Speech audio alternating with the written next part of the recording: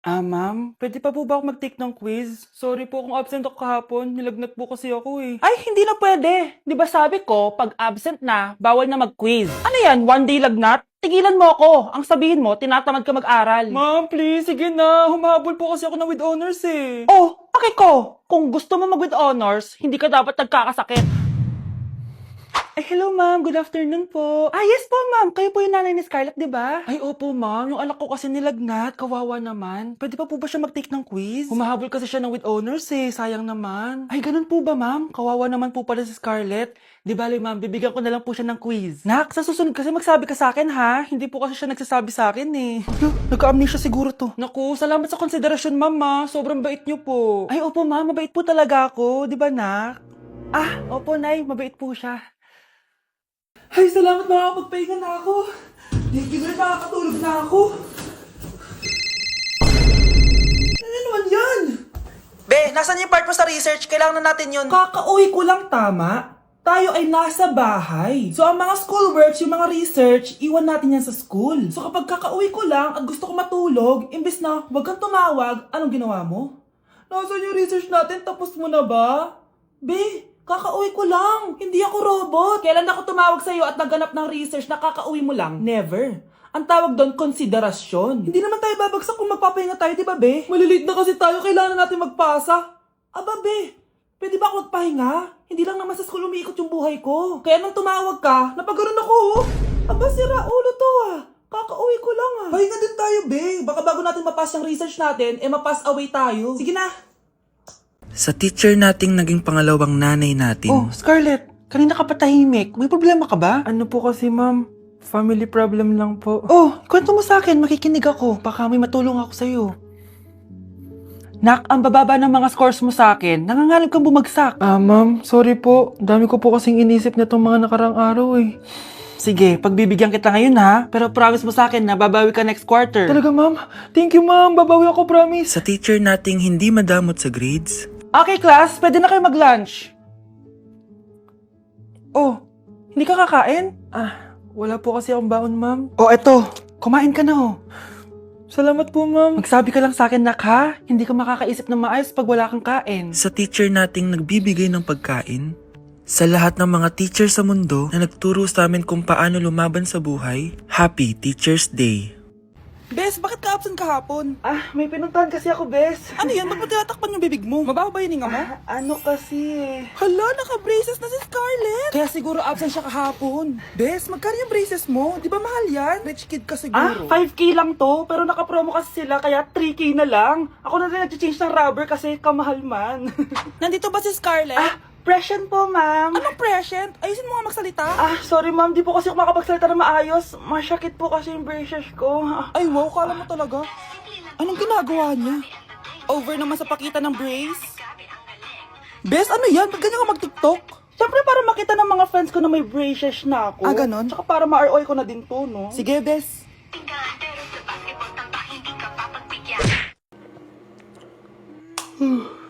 Oh anak, gising ka pa? Nay, ilang araw ka ng puyat ah. Tignan mo nga yung tsura mo. Baka magkasakit ka na niyan. May exam kasi kami bukas, Nay. Kailangan ko i-maintain yung dean's list ko eh. Para pag graduate ako, cum laude ako. Para din ako mahirapan pag nag-apply ako ng trabaho, Nay. At makakabawi na ako sa inyo ni tatay. Anak, hindi mo kailangan bumawi sa amin ng tatay mo. Okay lang kami. Ang gusto ko, pag nagkatrabaho ka, ipunin mo. Para sa future mo.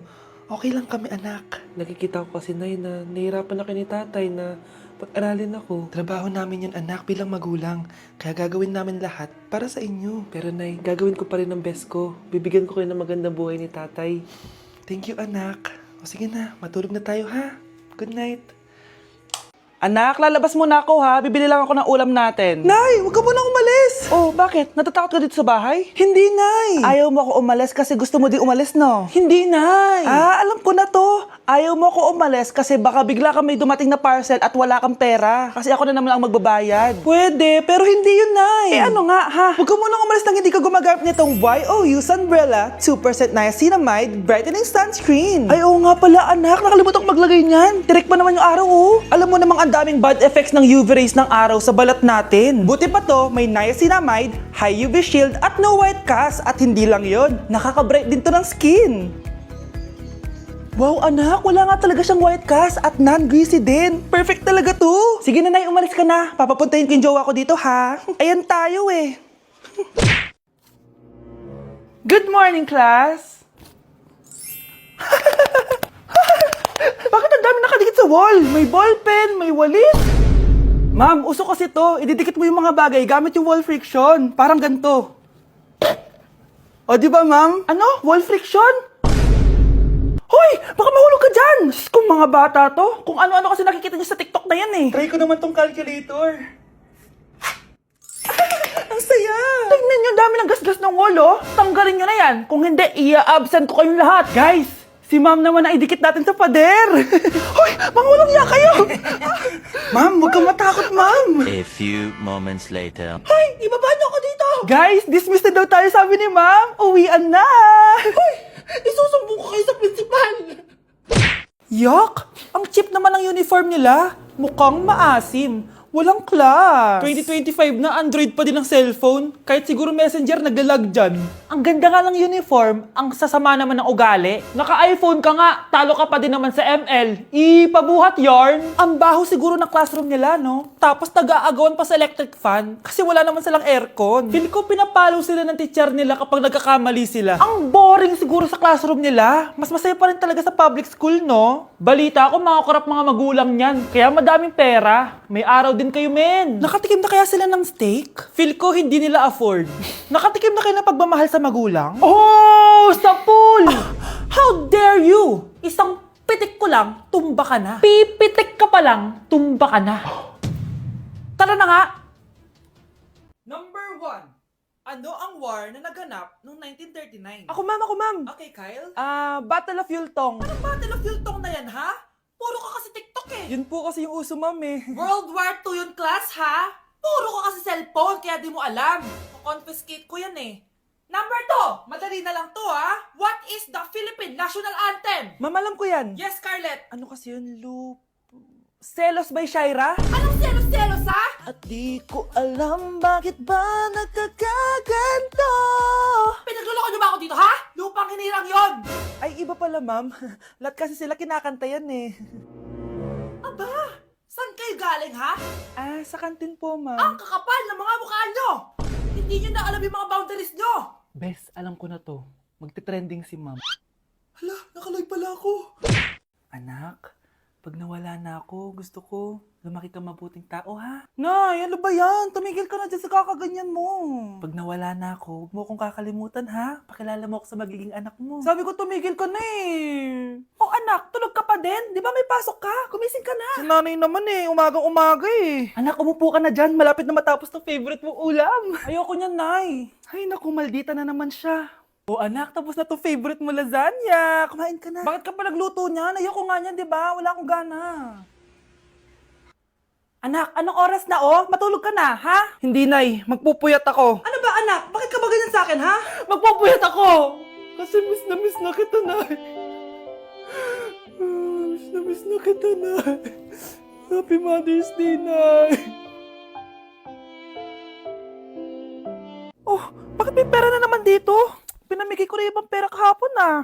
Kakainis naman. Ma'am, may delivery po kayo. Oh, ano to?